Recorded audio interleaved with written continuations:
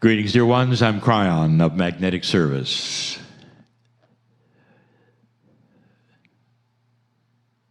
This is going to be message number 3 of 4 regarding joy.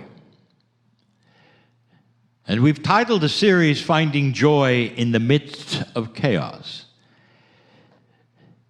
And in channel number 1, we identified the healing properties of joy, real healing properties, changing the chemistry of the human being. We talked about the times right now with COVID. We talked about worry and anxiousness actually perhaps causing more sickness even than the virus has. Because of the uncertainty of the times, and today is no different than yesterday. In the second channel, we discussed ways of finding joy personally.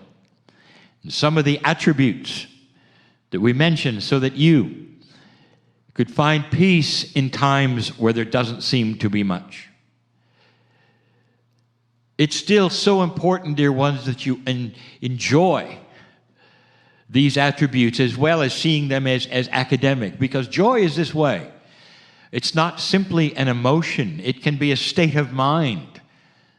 What if it was a rule of physics? In a certain way, perhaps it is. In an esoteric way. We gave you some of the elements earlier on.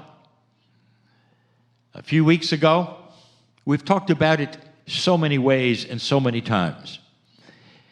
This third message is one that talks about you with others. We have spoken so many times about the beauty of what the old soul is here for. And I say the beauty because it makes you smile to think that perhaps the job, if you want to say that, of the old soul is spreading peace, joy, facilitating the energy around them and their family, and showing what mastery might be like. And so this particular channel is a couple of the attributes that you might use around others, or perhaps some admonitions that you know about but that are difficult. Again, it has to do with joy, with laughter, with the peace of mind. So we're going to assume that perhaps you've listened to number 1 and number 2, and you are then ready for 3. If you don't know where 1 and 2 are, they're easy to find. My partner says it many times. They're all in one place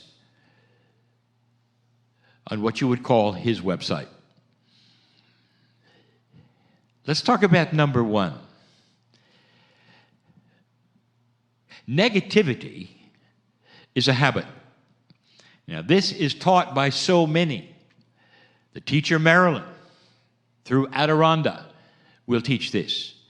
She even has methods of reminding us when we are in the habit. And here's what I mean.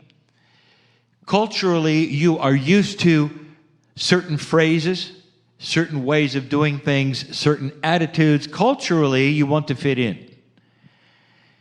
And so often, habitually, you're negative and you don't even know it. If you're going to help others around you, it's not going to be done with you being negative. And you will say, well, I'm not negative. I am a positive person. And I will say, perhaps you're a positive person with bad habits. And you will say, well, what do you mean by that? It's not a negative thing that you have a consciousness for as much as what comes out of your mouth automatically.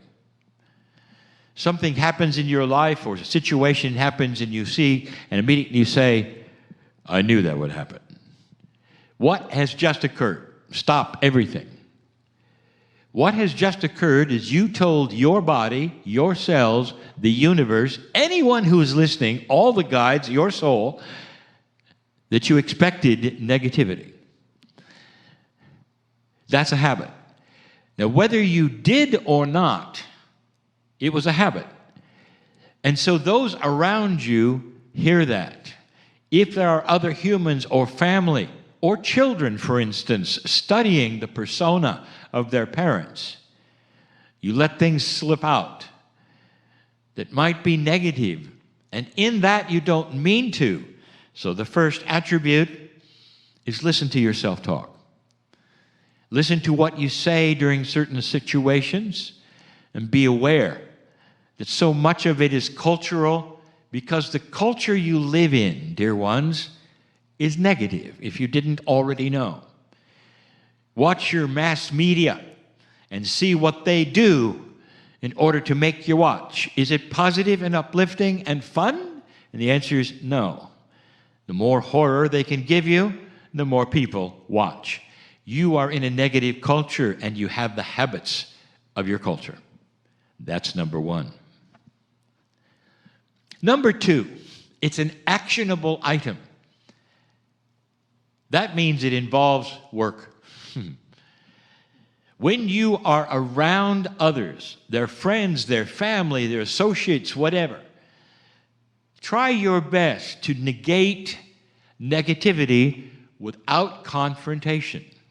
Now, this is critical. Don't make anyone wrong by what you say. Instead, show by testifying how you are the difference. For instance, this is a tough one. You say, it's a great day today.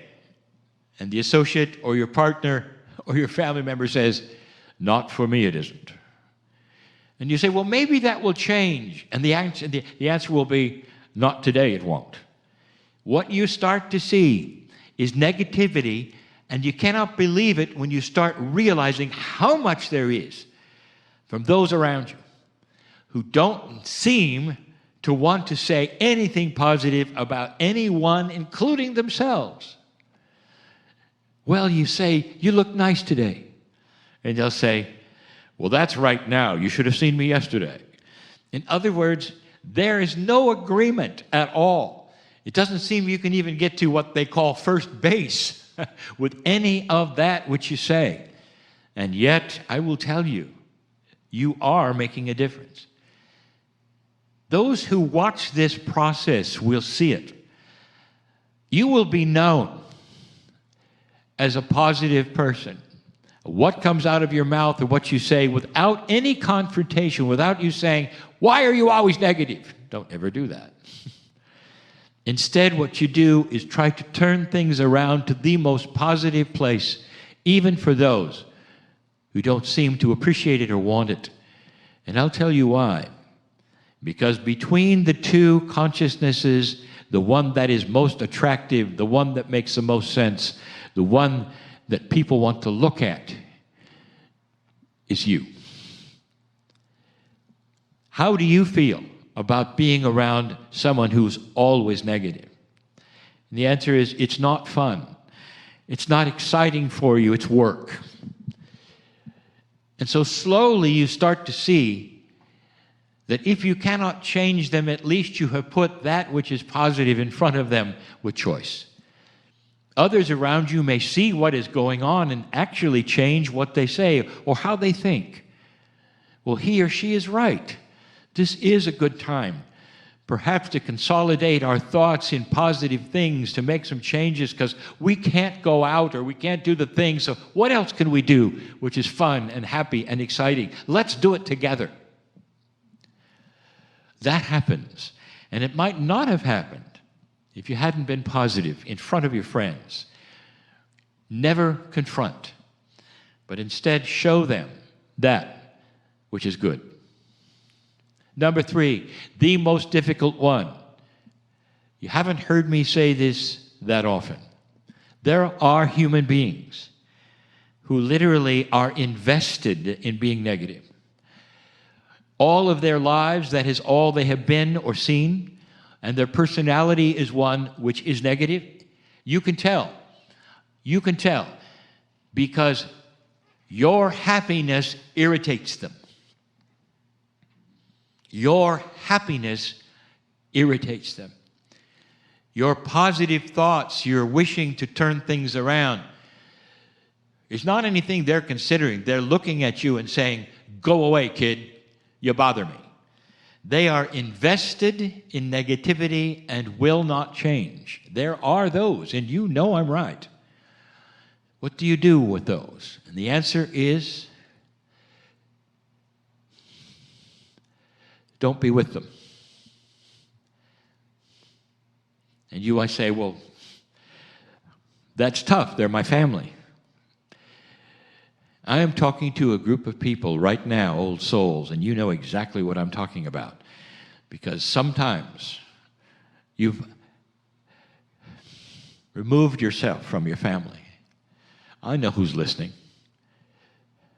The most difficult thing you can do is go back for a holiday and watch all the negativity fly around the table, and they don't even know it. You irritate them with what you have to say about the hope for the planet. You irritate them when you laugh too much. So if you haven't figured it out yet, sometimes you can't fix people. And the only answer is to remove yourself and find those who think like you, who believe there's hope for the planet, for themselves, for their health, for life. The last one, we have said before, joy can be contagious. So you're not battling uphill with family and friends necessarily. If they're open for change and you can tell, or trying to figure out who you are, they will motivate themselves across the room to be with somebody who is positive, who smiles a lot. I'm going to talk about that one next. One who listens to what they have to say without criticizing or have habits that are negative. One who will not necessarily engage in political discussion because it never works. Or if you have to, that you would say very little, or that which is positive as much as you can. This is the kind of person people want to be around, dear ones. And I've said it before. Pick your favorite master, whoever it is, on this planet, and think about their lives and what they did. Were they always spewing criticism? And the answer is never. What came out of their consciousness and the messages they had were always uplifting, always talking about what is possible, always giving hope. And they did it in a benevolent way. That's mastery. Joy is contagious, dear ones, and the more you spread it and the more you show it, the more you'll find your group. Dear ones, that is the answer to how you can affect others with what you have, which is joyful.